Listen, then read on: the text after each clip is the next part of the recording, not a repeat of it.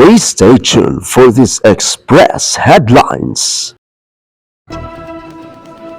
Magandang hapon mula sa Salakot News Center at narito na ang Express headlines sa oras na ito. Sunog sa Manalo Extension nagdulot ng pag-aalala sa mga naninirahan. Patuloy ang operasyon ng mga bombero at mga tauhan ng CDRRMO upang tuluyang maapula ang sunog na sumiklab sa isang establishmento sa Manalo Extension sa lungsod ng Puerto Princesa sa lalawigan ng Palawan kahapon. Matatagpuan ang nasabing establishmento sa tapat ng Haim Manalo Branch.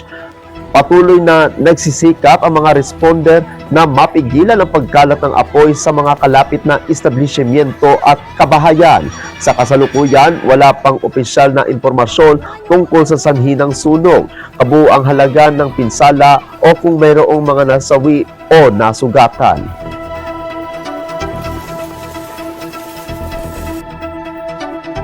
Samantala, drug race, pinaniniwala ang sanhi ng pagkamatay ng mag-live-in partner na nag-iwan ng munting anak.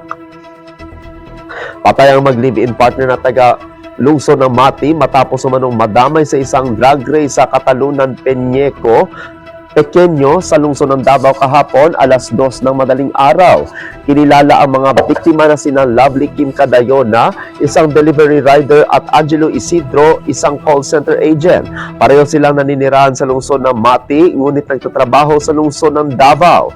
Batay sa paunang investigasyon, minamaneho ni Lovely ang motorsiklo habang angkas niya si Angelo nang umano'y nabangga sila ng isang batang driver na pinaniniwala ang sangkot sa drug racing.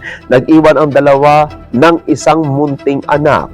Samantala, patungo na ang kanilang pamilya sa punerarya upang kunin ang kanilang mga labi.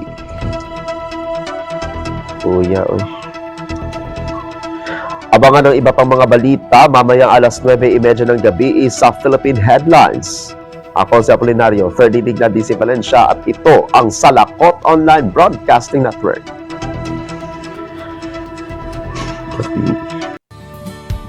Hello, kasadya! Welcome to Salakot Online Broadcasting Network, where every story matters, every voice is heard, every update counts. From the news and community stories and inspire features, we bring to accurate, timely, and engaging content that keeps you connected to what matters most. Stay informed, stay connected, and stay ahead. Salakot Online Broadcasting Network, the voice of the community beyond boundaries. Like, comment, share, follow us today, and never miss an important update.